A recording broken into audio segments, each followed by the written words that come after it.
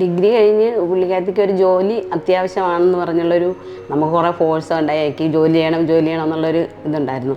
അപ്പോൾ അങ്ങനെ നോക്കിക്കൊണ്ടിരിക്കുമ്പോൾ നമ്മുടെ അയൽവക്കത്തു നിന്നൊക്കെ ഒത്തിരി പിള്ളേർ ഹോസ്പിറ്റൽ അഡ്മിനിസ്ട്രേഷന് പോയി പല ഇൻസ്റ്റിറ്റ്യൂട്ടിൽ പോയിട്ടുണ്ട്.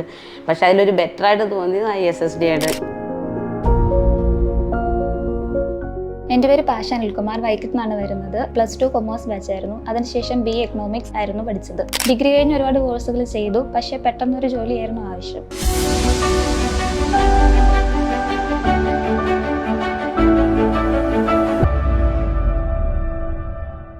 ഞാൻ ഹോസ്പിറ്റൽ അഡ്മിനിസ്ട്രേഷൻ റെക്കോർഡ് ബാച്ചായിരുന്നു. ഒരു കൊമേഴ്സ് ബാക്ക്ഗ്രൗണ്ടിൽ നിന്ന് വന്നിട്ടാണെങ്കിൽ പോലും എനിക്ക് വളരെ എളുപ്പത്തിൽ പഠിക്കാൻ പറ്റി. പെട്ടെന്നൊരു ജോലിക്ക് വേണ്ട ഒരു കോഴ്സ് എന്താണെന്ന് ഇങ്ങനെ അന്വേഷിച്ചുകൊണ്ടിരുന്നപ്പോഴാണ് ഹോസ്പിറ്റൽ അഡ്മിനിസ്ട്രേഷൻ കോഴ്സ് എന്ന സംഭവം അറിഞ്ഞത്. അപ്പോൾ അതിനെക്കുറിച്ച് അന്വേഷിച്ചപ്പോൾ ഏത് സ്റ്റുഡിയോ ഓൺലൈൻ ക്ലാസ്സുകളാണ്. അപ്പോൾ എൻ്റെ ഒരു സുഹൃത്തുണ്ട്, പുള്ളി മെഡിക്കൽ റെപ്പാണ്, ഓൾ കേരള വർക്ക് ചെയ്യുന്ന ആളാണ്.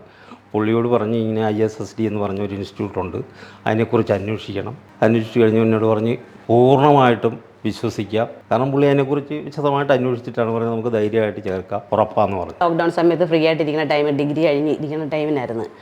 അപ്പോൾ അതൊരു ബെറ്ററായിട്ട് എനിക്ക് തോന്നുകയും ചെയ്തു. മോളോട് ചോദിക്കാറുണ്ട് എങ്ങനെയുണ്ട് ക്ലാസ്, പറഞ്ഞ് കുഴപ്പമില്ല, നമ്മുടെ സംശയങ്ങളൊക്കെ തീർക്കും, എപ്പോൾ വിളിച്ചാലും എടുക്കും, അപ്പോൾ കമ്മ്യൂണിക്കേഷനൊക്കെ നല്ല രീതിയിലാണെന്ന്. നല്ലൊരു സർട്ടിഫിക്കറ്റ് വാല്യൂ ഉള്ള കോഴ്സ് ആയതുകൊണ്ടാണ് ISSDയുടെ ഹോസ്പിറ്റൽ അഡ്മിനിസ്ട്രേഷൻ ഞാൻ കണ്ടിന്യൂ ചെയ്തത്.